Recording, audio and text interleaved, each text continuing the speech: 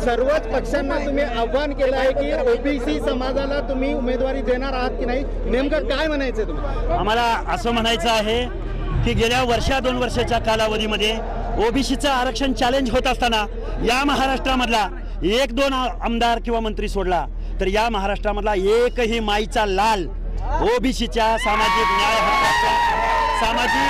न्याय हक्काच्या आरक्षणावरती ना विधानसभेत बोलला, ना ओबीसीच्या आंदोलनात बोलला, ना त्यानं एखाद्या आपल्या लेटर हेडवरती पत्र काढून ओबीसीची बाजू घेतली. त्या माणसांना आम्ही ओबीसीनी मतदान का करायचं? तुम्ही रिपीट अगेन महाराष्ट्राच्या विधानसभेत निवडून गेला, घराने निवडून दिली, आमच्या ओबीसीनी 4 पिढ्यांनी तुम्हाला आम्ही आमदार खासदार केलं. हे उपकार फेडले तुम्ही, आमचे हे पांग फेडले. म्हणून येऊ घातलेल्या विधानसभेच्या निवडणुकीमध्ये ओबीसीला आणि भटक्या विमुक्त जाती जमातीला, एसबीसीला, मुस्लिम समाजातल्या ओबीसीने आता गृहीत धरायचं नाही. तुम्हाला जर राजकारणाची भाषा कळत असेल, मताची भाषा कळत असेल, एकाही पक्षाचा नेता या महाराष्ट्रामध्ये ओबीसीच्या बाजूने उभं राहायला तयार नाही. हा फुले शाहू आंबेडकरांचा महाराष्ट्र आहे. अरे आम्ही ओबीसी मध्ये जन्म घेतला म्हणून गुन्हा केला का?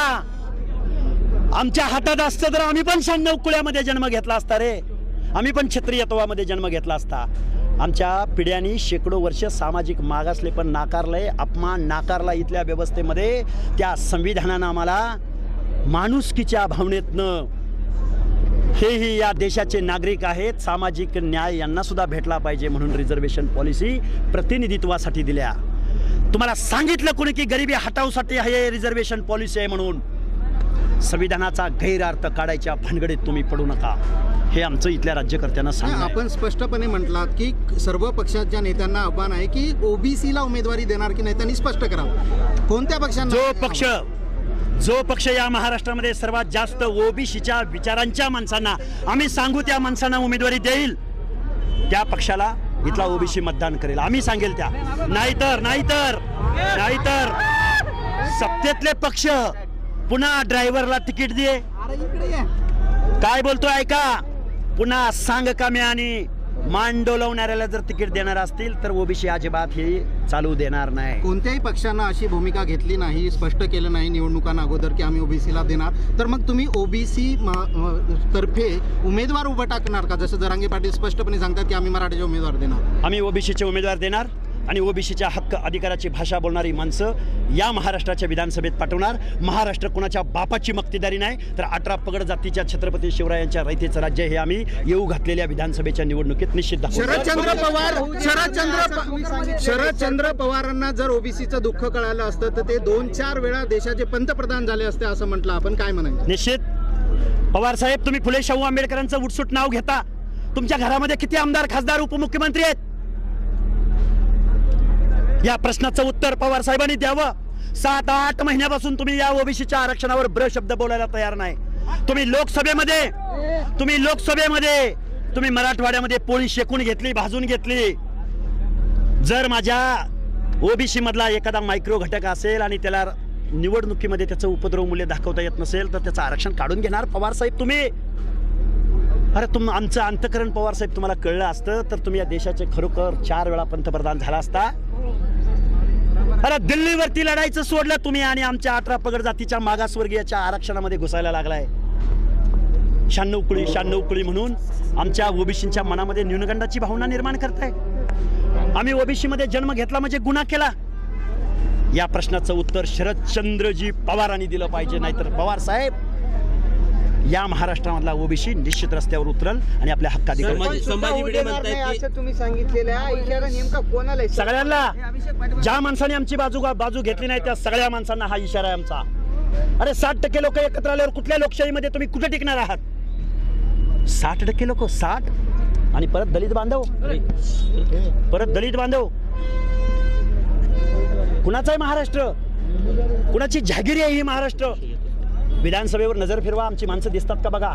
लोकसभेच्या उमेदवारावरती प्रतिनिधीवर यादी फिरवा, आमची माणसं दिसतात का बघा. कारखानदारांच्या मालकांवरती डोळे फिरवा, त्यामध्ये आमची ओबीसीची भटक्यांची माणसं दिसतात का बघा. डीसीसी बँकांचे अध्यक्ष त्याच्यामध्ये आमचा एखादा ओबीसी भटका दिसतोय का बघा.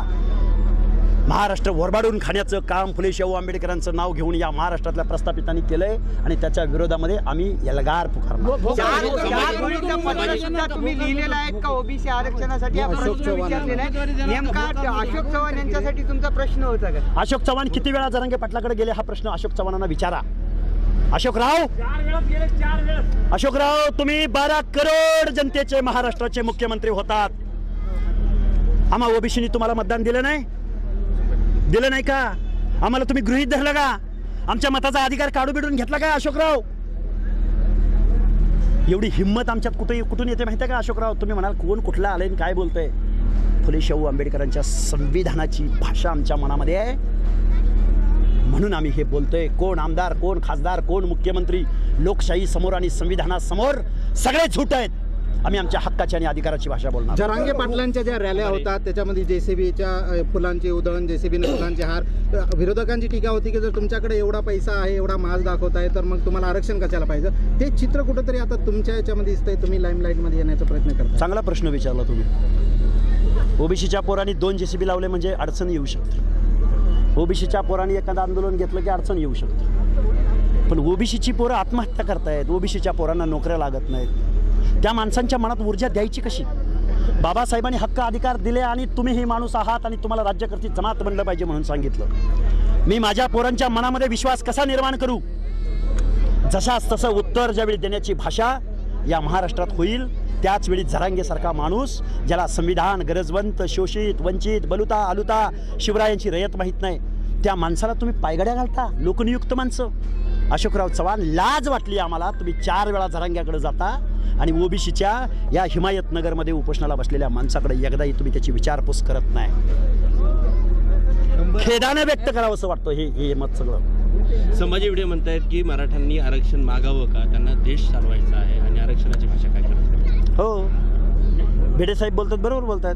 क्षत्रिय, शेकडो वर्षांचे शासक तुम्ही, रूलर तुम्हाला कुठली फुटपट्टी लावायची? तुम्हाला मागास डिक्लेअर करायसाठी आयोगानं, न्यायालयानं फुटपट्टीच नाही ना तुम्हाला आणि तुम्ही मागास होत असाल तर मग या महाराष्ट्रात पुढारला कोण आहे? तुमच्या पुढारलेली जात अशी ओबीसी मधली कुठली जात आहे की ज्यांनी तुमच्या सगळ्या शक्तीस्थळावरती अतिक्रमण केलंय?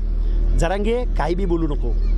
निवडणुका ह्या 12 करोड जनतेच्या हिताची भाषा बोलणाऱ्या विचारावरती लढल्या जातात. एका जातीच्या 96 कुळीच्या अभिनिवेशावर लढल्या जात नाहीत, निवडून येत नाहीत. जरांगे निवडणुका वेगळा अजिबात लढणार नाही. कोणाला तर पाठिंबा देईल लोकसभेप्रमाणे. ह्याच्या पलीकडं ना त्याची हैसियत आहे. कोण आहे? सोशल रिफॉर्मर आहे जरांगे.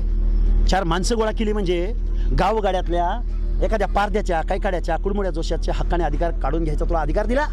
अजिबात नाही. तू मुख्यमंत्री जरी झाला ना तरी आमच्या हक्काने अधिकाराच्या संविधानाच्या चौकटीला कुणालाही हात लावता येत नाही. ओबीसीचा तुम्ही चेहरा बनला तर तुम्ही ओबीसी तर्फे निवडणूक लढाल का?